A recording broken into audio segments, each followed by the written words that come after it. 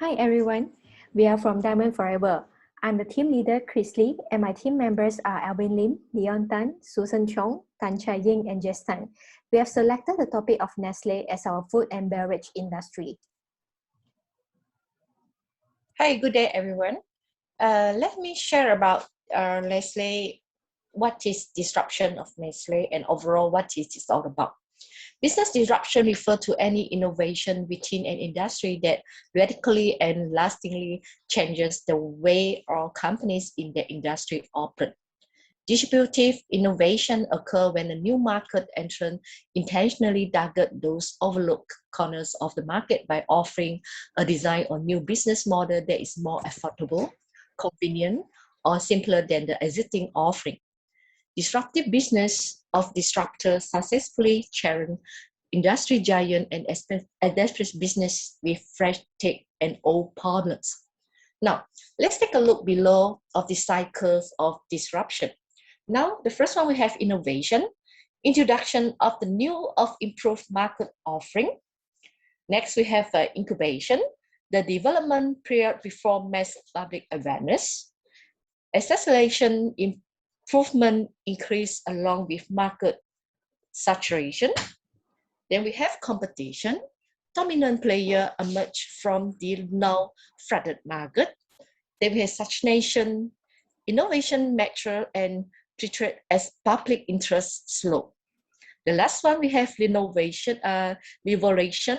The cycle continue until the market becomes obsolete. Now, I leave it to my colleague, my cohort to present the rest. Okay, hi everyone, my name is Shine. I'm going to present about the competitive advantage for the portals forces for Nestle. So the first of all is Nestle has a high competitive rivalry, which the Nestle is in that food industry which facing the intense competitions.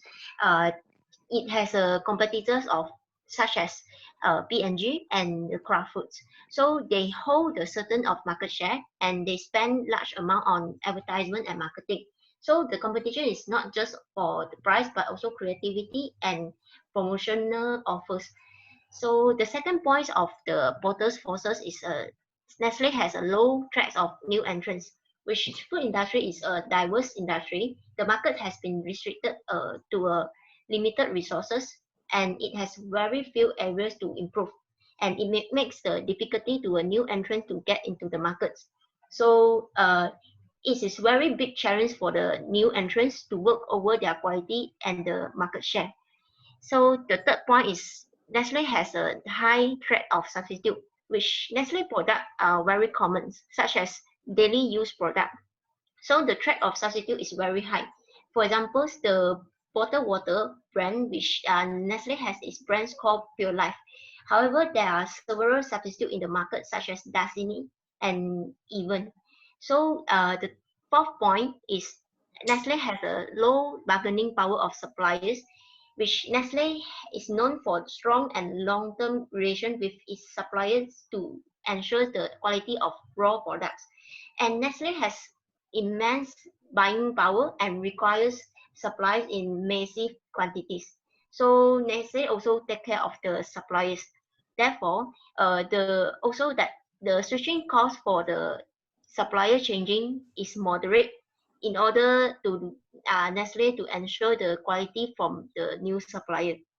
So the last but not least, the portal forces for Nestle is it has a high bargaining power of buyer.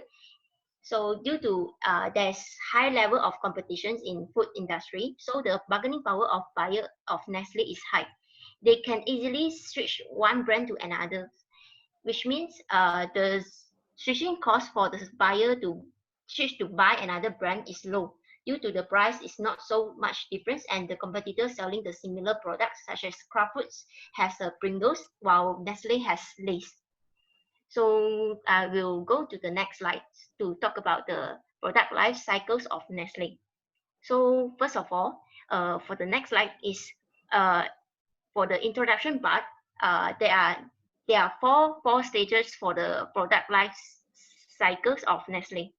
So next. So first of all, the introductions, which is in the graph, you can see that it's grow slowly and gradually. So that actually normally in these stages, Nestle has to do advertisement for awareness, and the costs are very high and only earn less revenue. For example, the Nestle ice cream, which when it's first launched the first time in Pakistan. So second stages is growth, which the sales volume increase significantly, which the product is present already in the market. So the customer already satisfied with the products and the profit begin to raise. So for example, the Nestle milk bag product, which is in a high demand. So the come to the third stage, which is the maturity.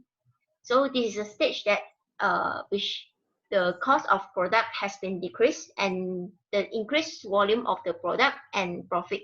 So this is also the stage that there are more competitors have been seen to be leaving compared to growth stage. So for examples, Nestle cereals.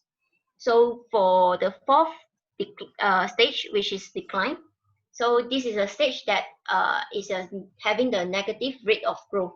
So the sales of the product has started to decline and the profit become more challenge for productions or distribution efficiency than the increased sales.